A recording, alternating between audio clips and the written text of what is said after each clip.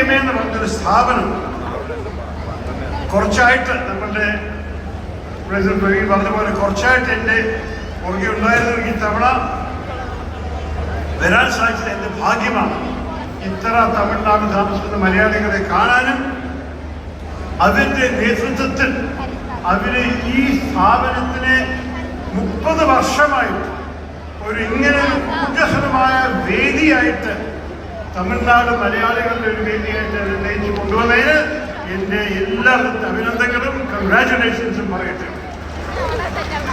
നിങ്ങളെല്ലാവരും കാണുമ്പോൾ നിങ്ങളുടെ എണ്ണം, നിങ്ങളെ ഇവിടെ എല്ലാം ഇരുന്ന് കേൾക്കാനും നിങ്ങൾ കാണിക്കുന്ന ആ ക്ഷമയും ആ സന്തോഷവും ഞാനും പങ്കെടുക്കുന്നു. ഇത് വെറും ഒരു ഓണം ആഘോഷം മാത്രമല്ല.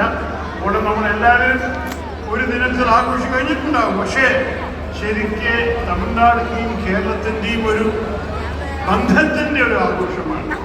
നമ്മളെല്ലാ വിധത്തിലും രണ്ട് അയൽവാസികൾ ശരിക്ക് ഒരേ ഒരു നാട് പോലെ ഒരു ഷെയർഡ് ജോഗ്രഫി, ഒരേ ചരിത്രം, ഒരേ ഇതിഹാസം, ഒരേ ഭാവി നമുക്ക് കുറേ നൂറ്റാണ്ടുകളായിട്ട് നമുക്കുണ്ടായിട്ടുണ്ട്.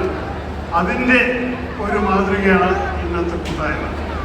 അപ്പോൾ ആ ചരിത്രം, ആ ഭാഗ്യം, അതിനെ ഒന്ന് സെലിബ്രേറ്റ് ചെയ്യാനാണ് ഞാൻ നിങ്ങളുടെ ഇടയിൽ നിൽക്കുന്നത്. ഞാൻ ദീർഘമായിട്ട് പ്രസംഗിക്കാൻ ആഗ്രഹിക്കില്ല. എനിക്കറിയാം നമ്മുടെ ഗോപിനാഥ് പുതുക്കാടിൻ്റെ മാജിക്കും ശ്രീ ആര്യയുടെ മസിൽസും കുറേ പാട്ട് കച്ചേരിയും ഒക്കെ വരാൻ പോകുന്ന സ്ഥിതിയിൽ ദീർഘമായിട്ട് പ്രസംഗം കേൾക്കാൻ ആർക്കും ശ്രമിക്കുന്നുണ്ടായിരുന്നു. പക്ഷേ എന്നെക്കുറിച്ച് ഇത്ര സ്നേഹവാക്ക് നമ്മുടെ പ്രസിഡന്റ്, നമ്മുടെ ചെയർമാനും പറഞ്ഞ ശേഷം ഒരു ചെറിയൊരു മറുപടി കൊടുക്കണം. അവരുടെ ഇത്ര നല്ല എന്നെക്കുറിച്ച് പറഞ്ഞ വാക്കുകളെ കുറിച്ച് ഒരൊറ്റ കാര്യം മാത്രമേ പറയാനുള്ളത്. രണ്ടാമത്, ഇതൊരു പുതിയ വിശ്വാസമല്ല. 2009 ഞാൻ ആദ്യം രാഷ്ട്രീയത്തിൽ ഇറങ്ങുമ്പോൾ എൻ്റെ ആദ്യത്തെ തെരഞ്ഞെടുപ്പിൽ ഞാൻ പ്രസംഗത്തിൽ പറഞ്ഞൊരു വാചകമായിരുന്നു.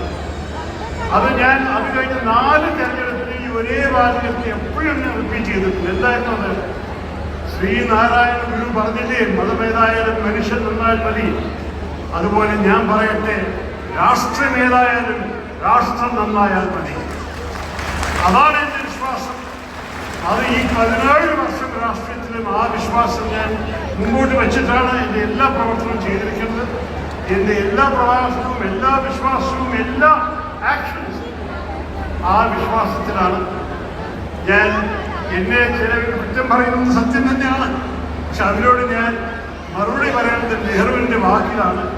പണ്ഡിറ്റ് നെഹ്റുജി ഒരു പ്രധാനപ്പെട്ട ഒരു വരി പറഞ്ഞു ഇംഗ്ലീഷിൽ, who lives if India dye?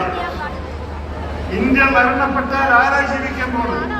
ആ ചോദ്യത്തിന് വേറെ ആർക്കും മറുപടിയില്ല.